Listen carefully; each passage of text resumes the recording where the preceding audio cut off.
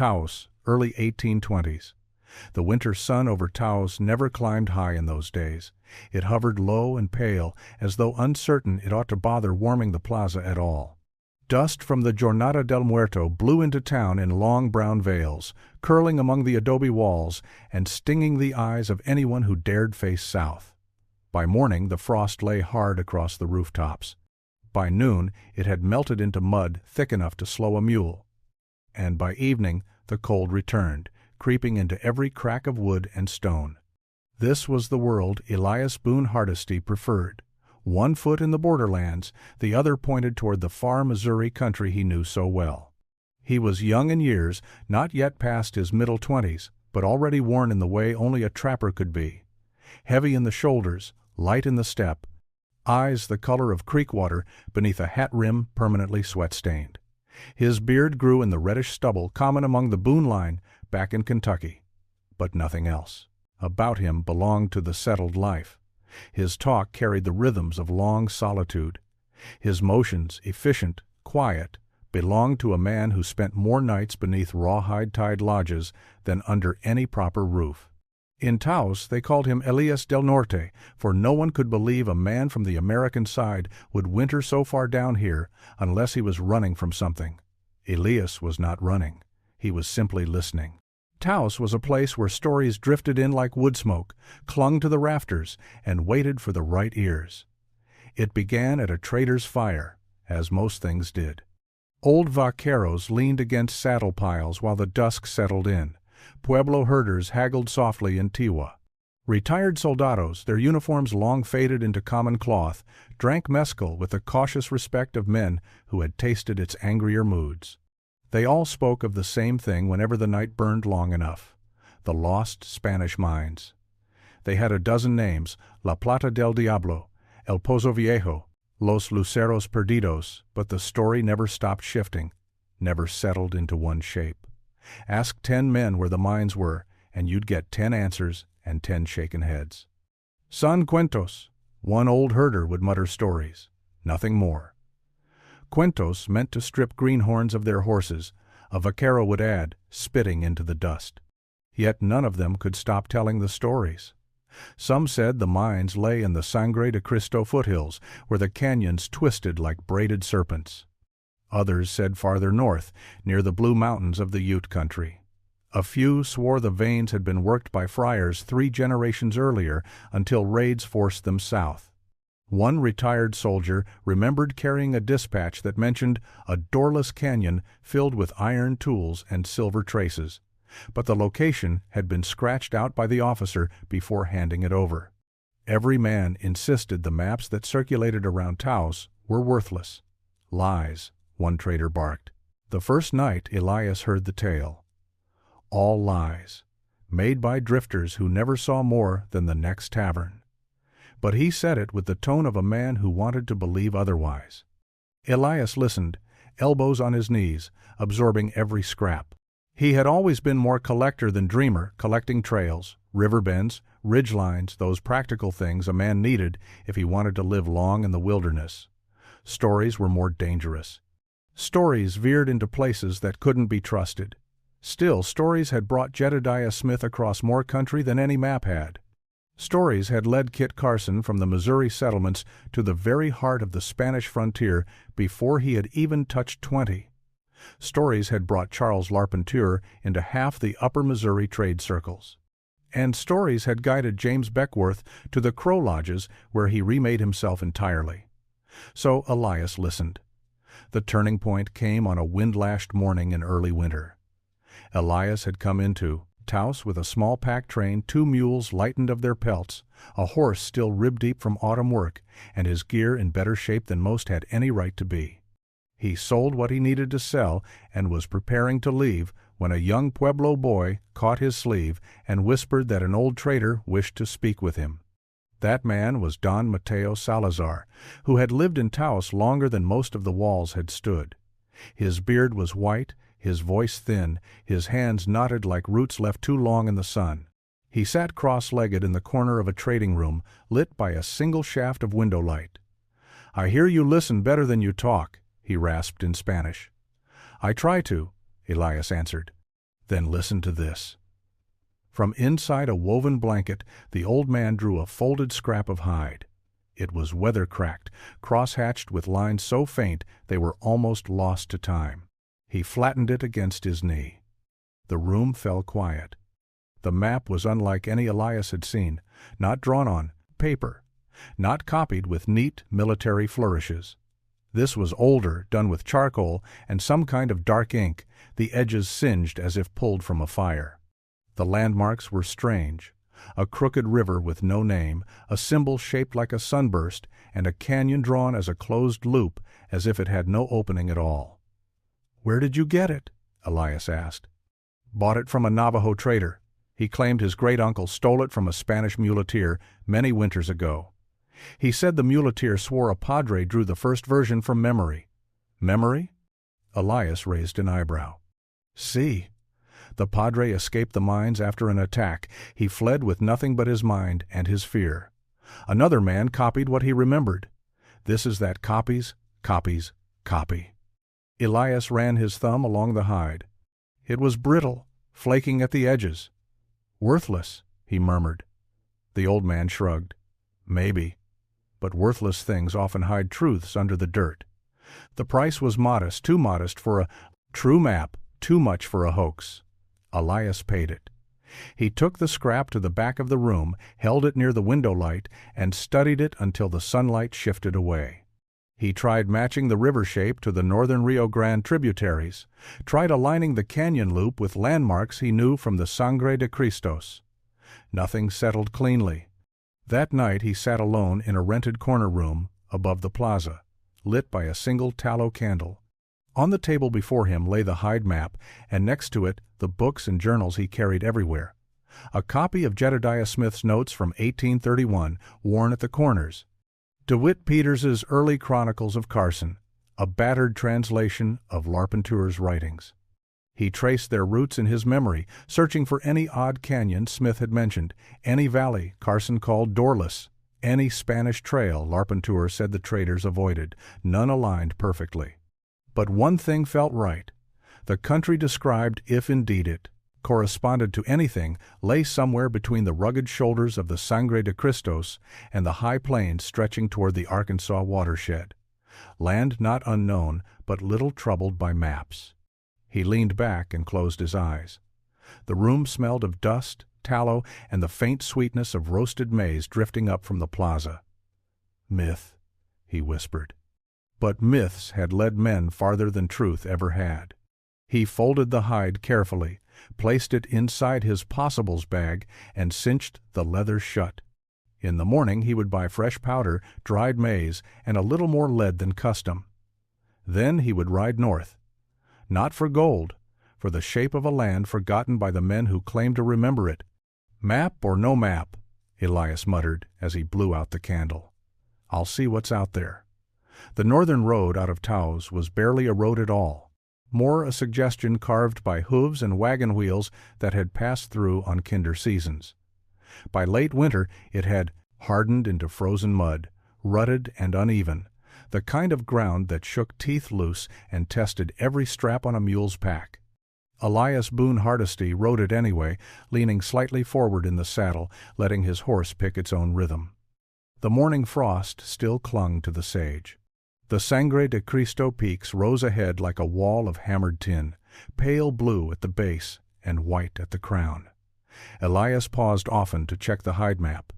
The thing was too fragile to trust the wind with, so he unfolded only the corner he needed, keeping the rest tucked between his coat and shirt to warm it. The symbols grew no clearer over time. If anything, the more he looked, the more he felt he wasn't supposed to understand it all at once. The lines weren't like American military maps, those neat, strict things that followed rivers and ridges. These lines drifted like memory itself, curved like old trails that had been swallowed by time. By the second day, the map led him off the known track. He turned west, toward foothills dotted with red rock outcrops. The air sharpened. A thin wind slid down the slopes and pressed cold fingers through his coat. He crossed frozen creek beds, their surfaces glassy and brittle. He followed the faintest sign, a gap in the trees, a line of stones that might have once been laid by human hands, a slanted boulder marked with scratches too deliberate to be natural. Near dusk, with a bruised sky sinking behind him, he spotted a thin column of smoke rising in the trees. Not the wide, billowing smoke of a camp of many men, but a tight, narrow twist, controlled, careful, a trapper's smoke. Elias urged his horse forward. The camp was simple. 2 men, both older, wrapped in patched buffalo robes. Their lean-tos were formed from bent saplings and elk hides stiff with frost. A pot simmered on a bed of coals. The men eyed Elias with that wary, measuring look common among those who lived by their rifles as much as their hands. "Evenin'," Elias called with a small lift of his hand. The taller of the 2 nodded. "Join us if you mean no trouble." "If I meant trouble," Elias said, "I'd wait until you slept." They chuckled softly approval in its frontier way. Elias dismounted, unsaddled his horse, and shared a portion of his jerky. In return, they offered him a tin cup of coffee strong enough to wake a corpse. They introduced themselves only by first names, Nate and Gravel Jim, because last names mattered little out here, and too much in some places. Around the fire, the talk drifted the way it always did. Trapping conditions, fur prices, ute movements, winter storms. But when the flames burned down and the cold pressed in, Gravel Jim leaned forward and squinted at Elias. "You're following something," he said. "I can see it in your eyes." Elias hesitated. Then he drew out the folded hide and placed it between them. The men didn't touch it at first. They only stared, the firelight flickering across their weathered faces. Finally, Nate reached out and tapped a dark symbol, the closed-loop canyon. "I seen this before," he murmured. Elias's heart jumped. "Where?" "Not where. When. 50 winters ago, my uncle showed me a map near the same shape, said it come from a Spanish digger who stumbled into a winter camp near the Green River country. But every man who tried to follow it came back empty. If they came back at all." Gravel Jim grunted. "Spanish mines, old ghost tales. I've heard 'em since I was knee-high. Never once met a man who could point to anything more'n a sparkly rock." Elias folded the hide. "Then why warn me?" Nate answered for both. "Because sometimes a trail don't want to be found." The cold deepened. Elias wrapped his coat tighter, considering their words. Mountain men were not given to superstition, but neither did they ignore patterns carved by hard experience. If these men, who had wandered every hidden crease of the Rockies, treated the legends with caution, then the danger was real. Before turning in for the night, Elias prepared his fire. But instead of flint striking steel in the usual way, he reached into his possibles bag and withdrew a small clay pot, blackened from long use. Gravel Jim raised an eyebrow. "What's that?" "Crow trick," Elias said softly. He placed shredded inner bark inside, mixed with resin and a pinch of powdered charcoal. Then he struck his steel sharply against a flake of flint inside the pot, burying the spark where the wind could not steal it. A thin thread of smoke wound upward almost immediately. He added a sliver of pitch. The fire grew from a warm pulse into a steady flame, sheltered and sure. Nate whistled. "That's a magic I ain't seen." "No magic," Elias said. "Just something a crow healer showed me one winter." The fire glowed against the trees. The night seemed less hungry for a moment. When dawn came, pale and merciless, Elias saddled his horse. The 2 trappers watched him cinch the straps. "You'll find nothing but trouble up there," Gravel Jim said. "Maybe," Elias replied, swinging into the saddle. "But trouble's still a kind of knowledge." He rode north again, into country where the trails thinned and then vanished entirely. And ahead, somewhere beyond the snow-bright ridges, waited a canyon that, if the old hide was telling the truth, had no earthly entrance at all. The land changed as Elias Boone Hardesty pressed deeper into the northern reaches of the Sangre de Cristos. The foothills rose in uneven humps, broken by gullies that seemed carved overnight by meltwater rushing down from taller snows. His horse's breath steamed with each stride.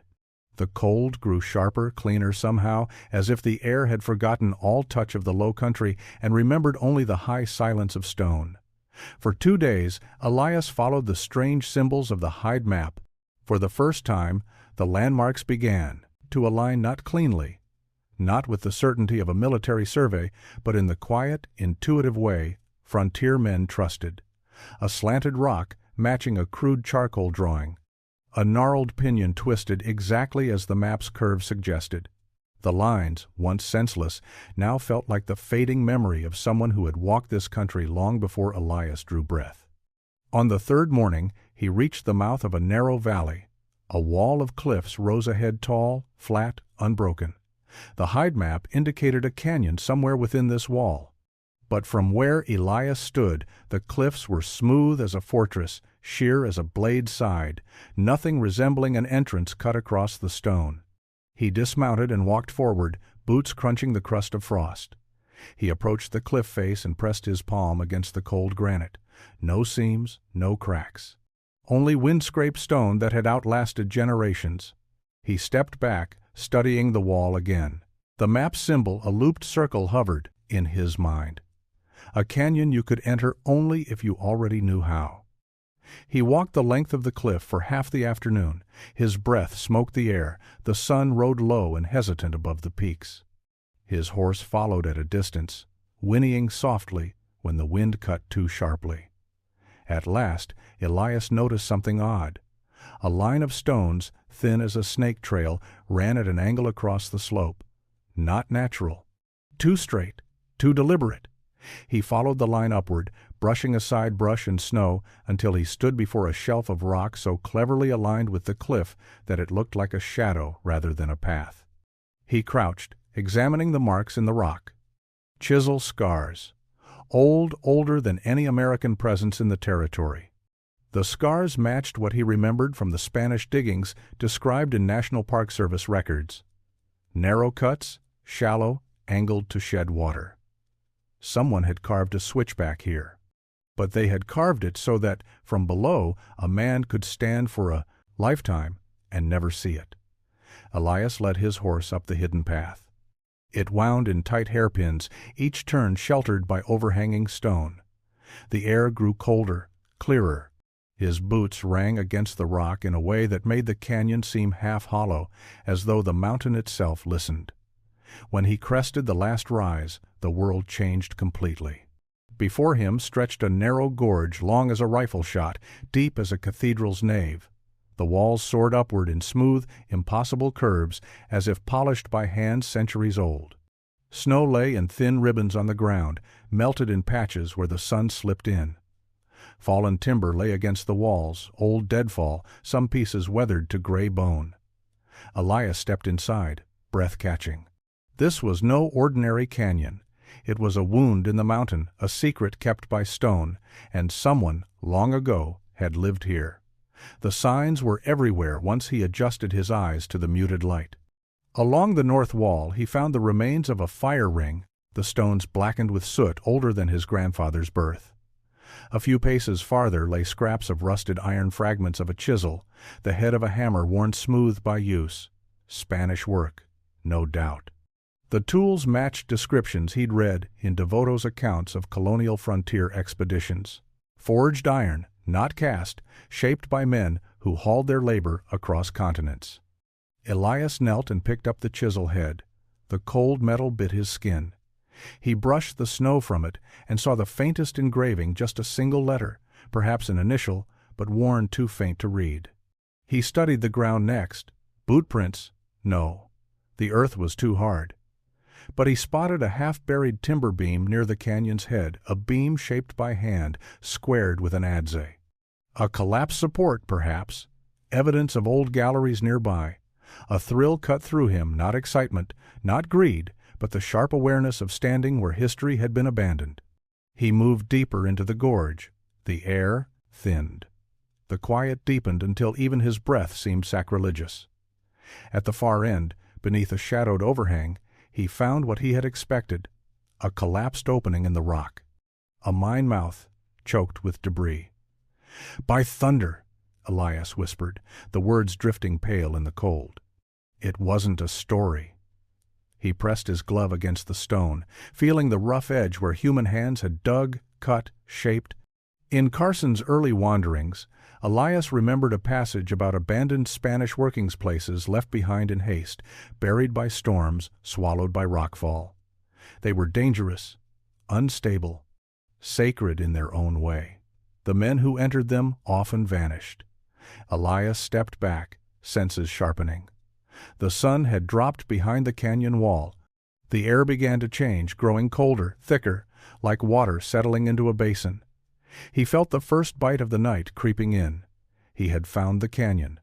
He had found the mines, at least, what remained of them. But the mountain was warning him. Darkness here would be a different kind of darkness. Elias glanced at the sky, gauged the fading light, and turned to make camp near the center of the gorge where the shadows didn't crowd so quickly. He gathered resin, bark, and dry needles, even scraped old splinters from the timber beam. With his crow-taught method, he coaxed a flame alive in the small clay pot, shielding it from the swirling cold. The fire rose slow but sure. Elias warmed his hands and murmured to himself, "Someone lived here once." He looked toward the collapsed mine mouth. And someone died here too. The night deepened, and the canyon, with its impossible walls and buried secrets, watched him in perfect silence. The first hint of the storm came not from the sky, but from the silence. The canyon had been quiet when Elias arrived, but it was a normal quiet, the kind that wrapped itself around stone and pine and old forgotten things. But by the next morning, the silence sharpened. It pressed against his ears like a weight. Even the horse felt it, shifting nervously, stamping frost from its hooves. Elias knew the signs. Jedediah Smith wrote of such storms how the air went still before winter pounced without warning. Kit Carson mentioned the same in his early wanderings, warm mornings that dissolved into killing cold by afternoon. In the mountains, a winter storm didn't creep. It dropped like a trap. By noon, the first flakes drifted down the canyon, lazy and aimless at first, melting on his coat, disappearing against the stone. But the wind behind them told the truth. It came in a long, low moan through the hidden switchback, gathering strength as it poured into the gorge. The flakes grew heavier. The sky darkened to a bruised, ugly color. Elias stood at the canyon mouth, watching the light fade, and knew he would not be leaving. He tethered his horse beneath an overhang where the rock jutted outward in a protective lip. Then he began gathering timber, anything that would burn. The fallen beams from the Spanish diggings he left untouched. Some were too rotten to trust, others too sacred to disturb. Instead, he scavenged deadfall wedged along the canyon floor. He broke branches with quick, practiced snaps, stacking them beneath the overhang where the snow wouldn't smother them. By the time he finished, the canyon had transformed into a throat filling with white breath. The storm hit. Snow came sideways, hurled by wind that screamed down from the high ridges. The canyon amplified it into a howl, a sound that rattled through Elias's ribs. Vision shrank to a few feet, his beard iced over, his gloves stiffened, the air bit like sharpened iron. Within an hour, the temperature plunged so far below zero that even the walls of the canyon seemed to groan with cold. Elias retreated beneath the overhang, burrowed into his blankets, and set to work making fire. The normal method would never survive this wind. The flame would smother before it even sparked. The crow healer who taught him had known this well. He drew out the small clay pot, his impossible fire vessel, and cupped it with both hands. His fingers were numb, but habit guided them. First, the shredded inner bark. Then, resin scraped from pitch knots he'd stored in a pouch. Then the pinch of charcoal dust, crushed fine. He struck steel against flint deep inside the pot. A tiny ember landed, hidden from the storm, smoke, faint, trembling. Elias bent low, shielding the pot with his body.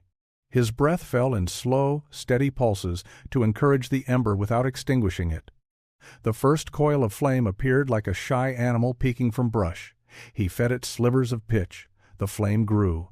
He placed the pot beneath a lean-to of small sticks, heat rising slowly until the entire structure caught. A steady fire, small but enough, took hold beneath the shelter of rock. Outside, the storm screamed louder. The first night was survivable.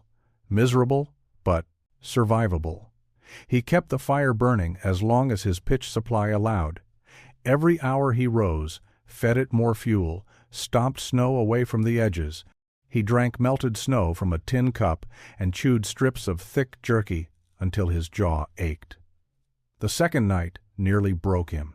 He woke to find snow had drifted so high against the overhang that light could no longer penetrate. The air inside his shelter was a dim blue haze. His horse shivered uncontrollably, nostrils rimed with ice. Elias brushed the animal's neck, whispering softly. The animal pressed its forehead against his chest, an instinctive plea for warmth, one that every trapper knew too well. He carved a hollow in the drift with his hands, a snow cave beside the fire. It was cramped but served as insulation. He pulled his blankets tight and crawled inside with the horse tethered as near as safety allowed. The little fire flickered at the entrance, its light barely visible. By the fourth night, the storm stopped pretending it was just winter. It became something else entirely, something hostile. The cold seeped into his bones. His fingertips went numb and then burned with sharp pain as blood struggled to return. He forced himself to move every hour, flexing, stomping, breathing deep to keep the frost from claiming him. He boiled snow over the flame, mixing it with a handful of dried berries until the water carried faint sweetness. Somewhere between the fifth and sixth night, he lost track of time. The canyon switched between white-out darkness and a dim twilight that might have been midday or dusk. The wind never rested. Sleep became a dangerous thing too deep, and a man might never wake again. To stay conscious, Elias repeated passages he remembered from Larpenteur's stories, lines about wintering on the upper Missouri, about the fierce cold that crushed forts and froze rivers solid. He muttered Crow phrases he'd learned years before, prayers whispered by men who lived closer to winter than most ever dared. But the fire, his impossible fire, saved him. Each night, while wind clawed the canyon, he tended the clay pot flame. Even when the world outside was nothing but roaring white, the pot protected the ember, kept it breathing, kept death a little farther away. On the 10th night, the wind faltered. The silence returned slowly at first, then all at once, as if someone had closed a great unseen door. Elias parted the snow crust and stepped outside. The canyon lay buried under drifts taller than a man. Icicles hung like teeth from the cliffs. The air was still, sharp as crystal. Breath plumed in long white ropes. He exhaled once and whispered to the empty gorge, "Not today, old mountain. Not today." He had survived 10 nights below zero alone, with only a horse, a clay pot, and a fire trick the world insisted was impossible. And now the mine, the canyon, and the truth behind the old Spanish legends lay waiting beneath the snow. When the sky finally cleared, it did so with a brilliance that was almost cruel. The sun rose sharp and white above the canyon walls, hitting the snow with such force that Elias Boone Hardesty had to narrow his eyes to slits. The storm had scoured the gorge clean of all softness. What remained was a landscape carved into hard angles, drifts stacked like frozen waves, icicles long as lances, and shadows so dark they seemed cut into the snow with a knife. Elias stamped warmth back into his legs, checked his horse, then studied the gorge anew. Now that the storm had passed, he could see the land for what it was, scarred, carved, worked by hands far older than any American trapping brigade. The Spanish diggings weren't a rumor anymore. They were real. And the storm, for all its fury, had revealed more than it had hidden. Along the base of the northern wall, the snow had blown thin. Something dark poked through a beam of wood, squared on 4 sides. Elias knelt beside it. The timber had been shaped by an adze, the marks still visible in angled grooves. He brushed away fresh snow. A faint smell, old, cold pitch, rose from it. This beam had once supported a mine entrance. He straightened slowly. Storm or no storm, the mine had called him here. Elias drew the hide map from his coat. The looped symbol marking the canyon made more sense now. The old padre, whoever he had been, likely remembered only shapes, not lines. A memory map, not a true survey. Yet every part of it had led Elias precisely where he stood. He scanned the gorge for more. A patch of snow near the western wall looked oddly sunken. He approached, kicked the crust free with a boot, and felt his pulse quicken. Iron. A rusted bar lay half-buried beneath the drift. He dug it out, an old crowbar, pitted and flaking, but unmistakably forged Spanish iron. The shape matched examples he'd seen illustrated in Bernard Devoto's writings. Long, narrow, made for prying ore, loose from tight seams. Nearby, another curve of metal glinted. He brushed it. Clear. A broken shovel blade, another relic of men who had fought to wrest silver or perhaps something else from these mountains. But then the wind shifted, carrying a different scent. Not metal, not timber, bone. Elias turned. 15 paces away, half concealed by a drift, lay something pale. He approached with caution, one hand on the rifle slung over his shoulder. He knelt and brushed snow aside. A human rib, old, dry, weathered, likely years, decades exposed before finally being entombed by winter after winter. He dug more. Another bone, a femur. Then part of a skull, the cheekbone cracked, the teeth still intact, not arranged with care. Scattered the way bodies scattered, when men fell in haste, when no one remained to bury them properly.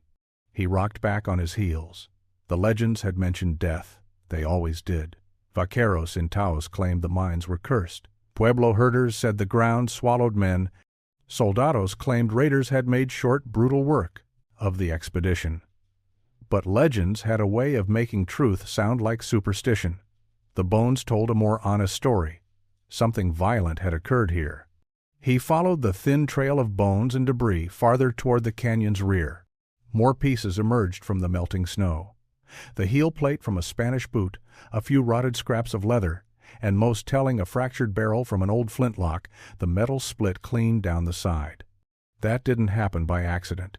That happened when a rifle was fired, point blank, and burst from the inside. An ambush? A last stand? Elias studied the valley floor. The bones lay in a loose arc around the collapsed mine entrance, and scattered in the snow beside them were shapes that did not belong to Spanish soldiers at all. Arrowheads, stone, razor sharp. The fletching long gone, but the design unmistakable. Ute or Jicarilla Apache, both tribes had contested Spanish incursions in this region during the early 18th century. The dindsex-eye of this mole, arrowheads were the style described in frontier journals, leaf-shaped, beautifully napped, deadly. Elias held one between his fingers. The past became clearer. The Spanish party had carved this hidden path. They had mined the vein. They had worked the earth with timber and iron, and at some point, days or months or years into their venture, they had been discovered. And they had died here. He pocketed the arrowhead, not as a trophy, but as a truth. He turned toward the collapsed mine mouth, its dark shape half buried beneath storm snow. The debris formed a mound of broken boards, fallen rock, and centuries of decay. No daylight seeped through. The mine was sealed completely. Elias approached anyway. He knelt, pressed his gloved hand against the stone, and felt how cold the earth was. A cold that didn't come from the storm alone. A cold that came from depth. A cold that had been waiting. He leaned closer, examining the collapse. A small gap the width of 2 fingers had opened, near the top where a timber had rotted through. He held a sliver of wood to the gap, lit its tip from his fire, and watched the smoke. It didn't drift upward. It was pulled inward. Air still moved inside. The mine was not dead. He sat back on his heels, heart beating slow and steady. The old map had not been a lie. The old stories had not been drunk man's talk. The legends had not been traps set for greenhorns. Something had existed here, something large, organized, rich enough to send men of the crown into hostile country with chisels and faith. He traced a line in the snow with one finger. Myth or not, he murmured, this canyon remembers. He stood, tightened his coat against the lingering cold, and added one final thought aloud, letting it echo against the stone. And I aim to learn why they came, and why no one left. Behind him, the wind curled gently, as if answering. Ahead, Hidden beneath snow and centuries, the truth of the Spanish diggings waited. The storm had left the canyon in a silence so deep it felt like a held breath. But silence on the frontier never lasted long. It broke first as a whisper so faint Elias Boone Hardesty almost mistook it for the settling groan of snow shifting its weight. Then he heard it again, a soft, rhythmic crunch, not the wind, not his horse. A step. Elias froze, midway through packing the last of his gear. His horse lifted its head sharply, ears pinning back, nostrils wide. The animal didn't snort or whinny. Horses didn't announce fear when something truly dangerous lurked. They went still. Elias slipped his rifle from its rest and eased toward the canyon's open center. The snow was bright, nearly blinding. Shadows cut across it like bruises, and along the far ridge of the gorge, in single file, came the shapes, wolves. 4 at first, then 6, then 8.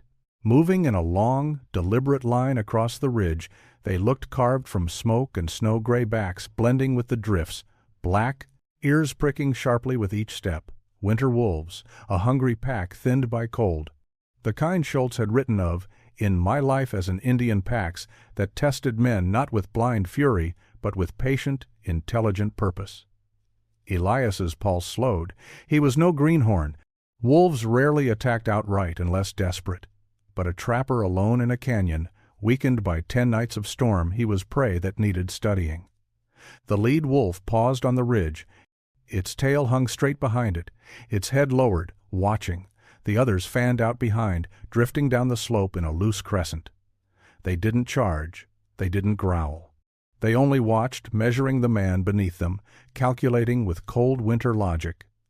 Elias stepped backward, careful not to appear panicked. Sudden moves sparked pursuit. Instead, he retreated toward the overhang, where the last of his gear still lay. The wolves descended farther. The canyon had become a funnel. They had him pinned. Elias cursed under his breath. If he fired one shot, the others would rush. If he tried to climb the hidden switchback, they would be on him before he reached the first turn. His horse stamped anxiously, sensing the pack's nearness. Then he remembered the fire. Not the storm fire. Not the normal frontier blaze. His crow fire, the one trick the world claimed, was impossible. The one thing wolves feared more than rifles, flame that grew where no flame should. He dropped to his knees in the snow, drew the clay pot from his possibles bag, and worked with the precision of a surgeon. Resin, shredded bark, powdered charcoal. He could barely feel his fingers, but muscle memory guided him. The wolf pack watched in eerie silence.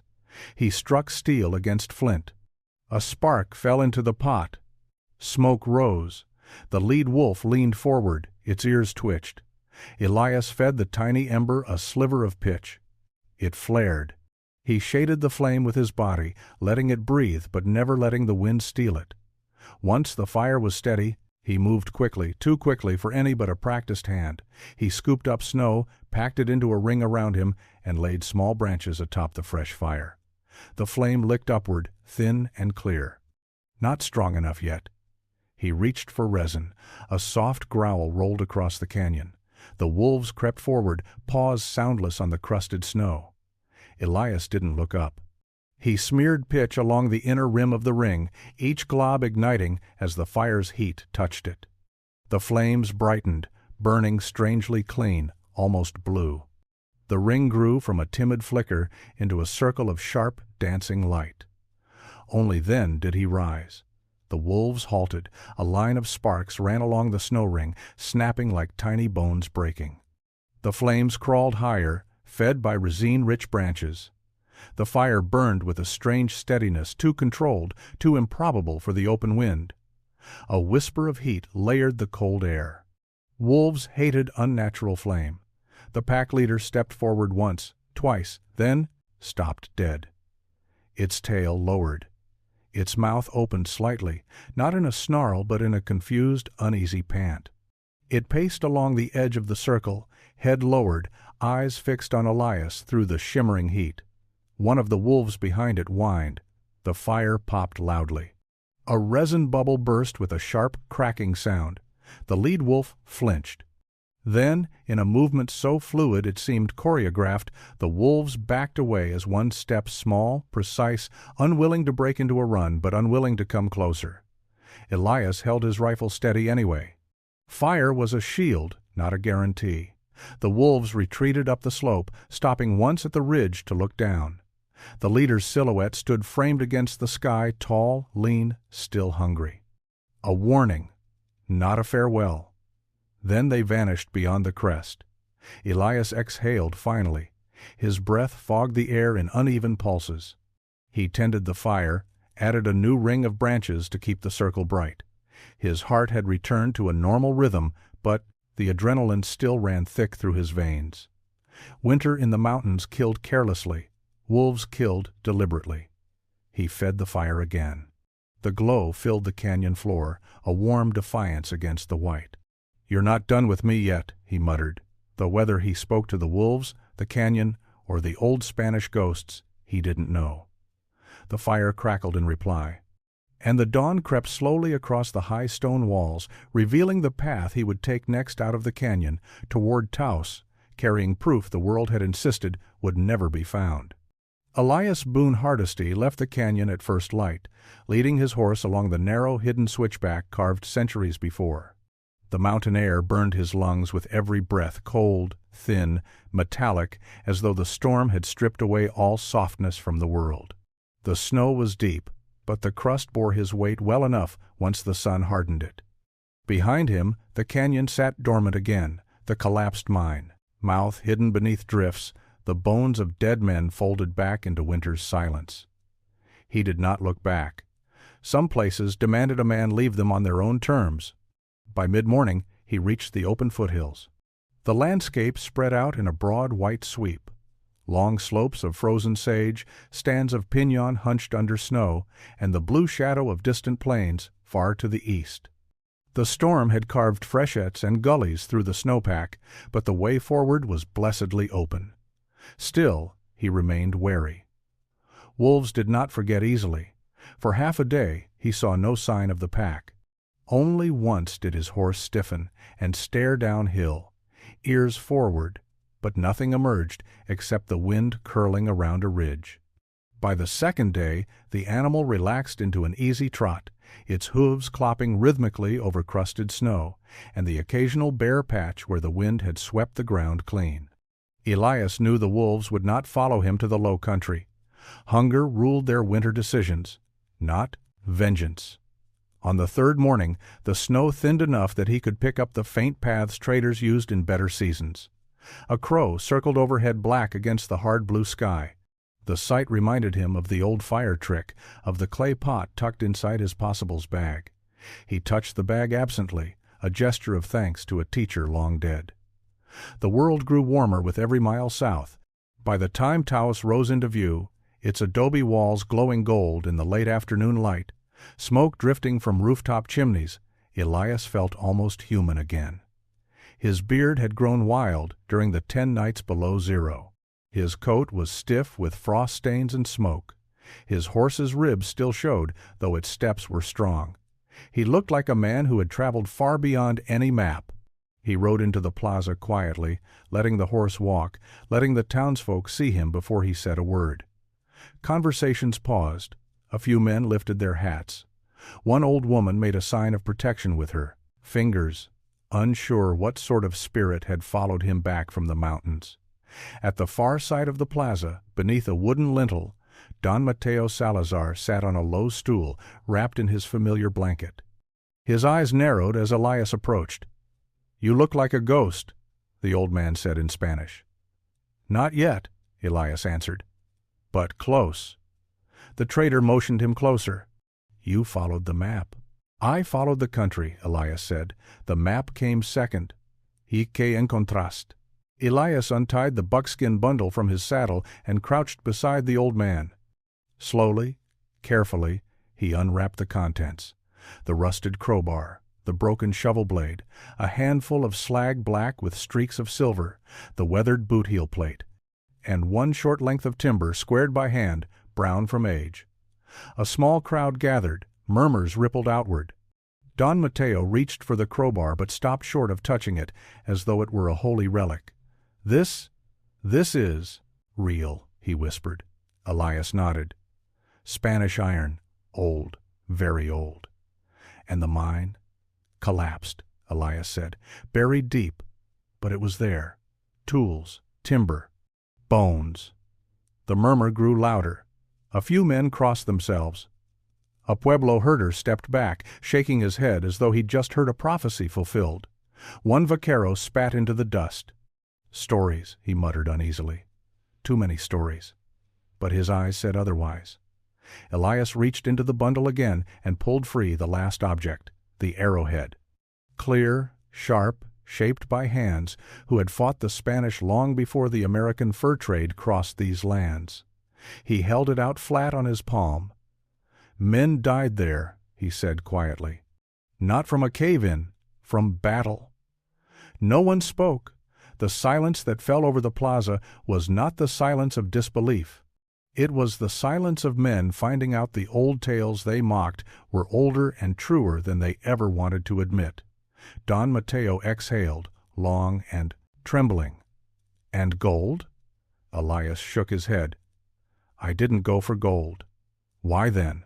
Elias glanced northward, toward the mountains rising like frozen waves. The snow along their ridges glowed pink in the evening light. "For the truth," he said. "For the shape of a land too many men forgot, and because some stories deserve to be walked, not just told." Don Mateo studied him carefully, then nodded.